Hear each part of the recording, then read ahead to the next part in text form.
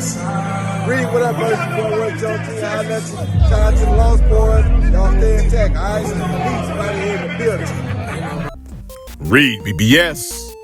BBS. Best fight this weekend. We got a couple candidates, beginning with women's boxing. Viva Women's Boxing, headlining this weekend's top-ranked card on ESPN. Two-weight world champion Mikaela MAYER defends her WBO welterweight title in an immediate rematch with former champion Sandy Ryan. On the undercard, Brian Norman Jr. makes the first defense of his WBO welterweight title against Derrick Cuevas and Bruce Shoo Carrington. He'll be in a 10-round WBC featherweight eliminator all this Saturday, March the 29th. Same weekend, same day on DAZN. We got another immediate rematch. William Zepeda versus Tevin Farmer 2. Best fight this weekend? Let's discuss. Now, despite the admitted lack of depth and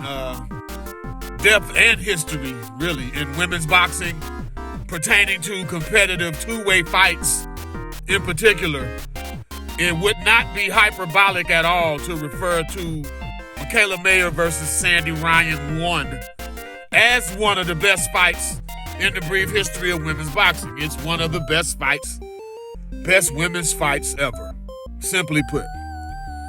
Which would arguably make this, MAYER versus Ryan 2, would make this the biggest rematch in women's boxing history, right? Wrong. Not unless Katie Taylor and Amanda Serrano hadn't fought and then fought again, and they'll be fighting a third time later this year. If all that hadn't happened, then yes, you could rightfully call MAYER Ryan 2 the best rematch in women's history. That's where the money is, though, in women's boxing with trilogies. Even in the case of Taylor Serrano, Serrano has yet to win a fight in that series. But yet, them in the ring together, the magnitude of what they do and the performance they put out collectively, it warrants a third try. The fact that MAYER versus Ryan 2 isn't the biggest rematch in women's history, it speaks to the greatness that is the Taylor-Serrano rivalry. And with that, Viva Women's Boxing. It also speaks to the onus being on Ryan to make this shit competitive enough where she's still a lucrative option for MAYER, even after the fact. Keep it close, controversial enough to where a third bout, a la Taylor Serrano, is warranted. Mikaela MAYER, 20 wins, 2 losses, 5 KOs. Sandy Ryan, 7 wins, 2 losses, 1 draw, 3 KOs. There was Paintgate, where Ryan, on her way to the fight, down in the hotel lobby, in front of the hotel, someone doused her with paint. There was allegations that Mikaela MAYER had something to do with it. All the while, Trainergate. Mikaela's former trainer, Kay Karoma, at the time, he was still kind of in Mikaela's corner and shit. Here comes Sandy Ryan. And is Kay working her corner? Is he not? He ended up not working the corner for the first fight, but Kay Karoma will be in Sandy Ryan's fight for this rematch. Mikaela MAYER, of course, as was the case last fight, will be with Kofi Jantua, former fighter Kofi Jantua. First fight was close, man. It was close. The judges only scored 2 rounds.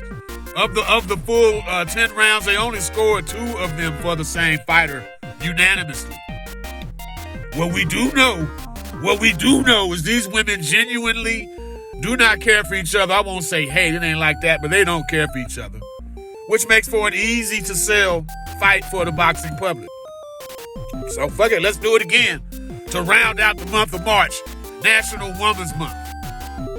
Now, I couldn't fully appreciate just how much Mikaela MAYER was cutting and sacrificing to make 130 pounds, where she was a unified champion. We forget that.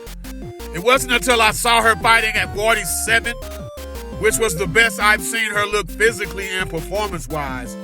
Well, I was like, damn, how low was this bitch fighting in weight? 130? Like, damn, that's way down there. So it says a lot about her. Because Mayer outworked, outlanded, outboxed Ryan early, outfought her on the inside beautifully. She was doing some nice subtle, you could see the Al Mitchell, Michigan boxing influence in her game in that fight. You really could. It was a smooth, polished boxing performance for Mayer, early to mid. And Ryan was a constant threat with stronger single shot power throughout. She finished the fight stronger too. Ryan says she won't fight the rematch with as much emotion. Hopefully no more paint gate shenanigans. And if Ryan can start the rematch quicker than she did the first fight, shit could get interesting. Because she landed a lot of thudding right hands on Mayer in the latter rounds of fight one. She just did. I honestly could see a draw here. I think Ryan will perform better than last time, but not enough to beat Mikaela Mayer. Not enough to take anything away from Mikaela Mayer, who's the bigger name here. She just is. There ain't much separation between these ladies as fighters, so it'll be close, nip and tuck, and fan-friendly throughout, with another close nip and tuck verdict. Either Mikaela wins, a close decision, or it's a draw, I think. But either way, I see a third fight happening, not immediately, but down the road. Brian Norman Jr., he's 26-0, 20 KOs. He'll be facing Derrick Cuevas, 27-1-1 with 19 KOs. Again, Norman's first title defense.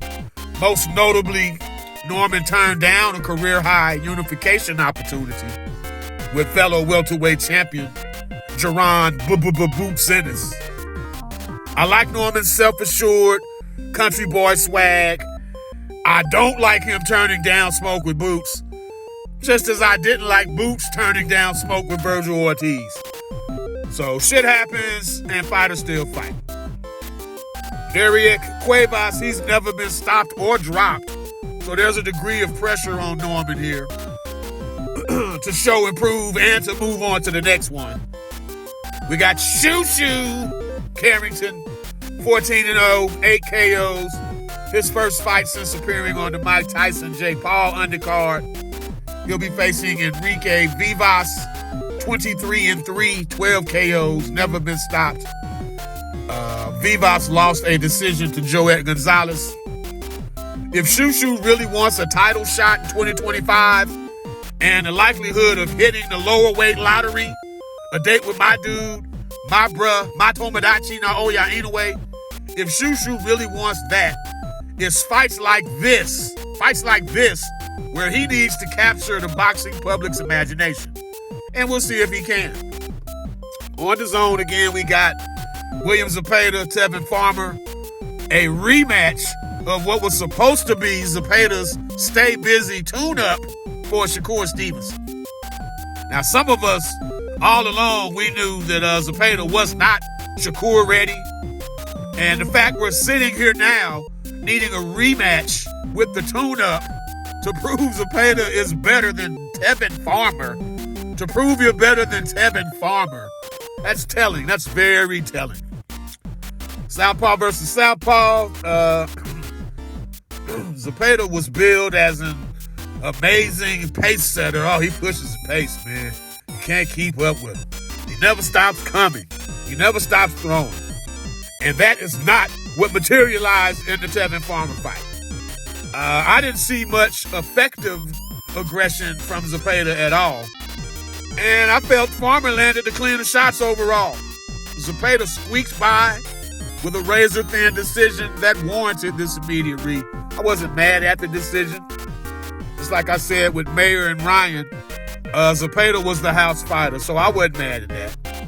Now, pull counter left hand, it did drop Zepeda in the fourth round.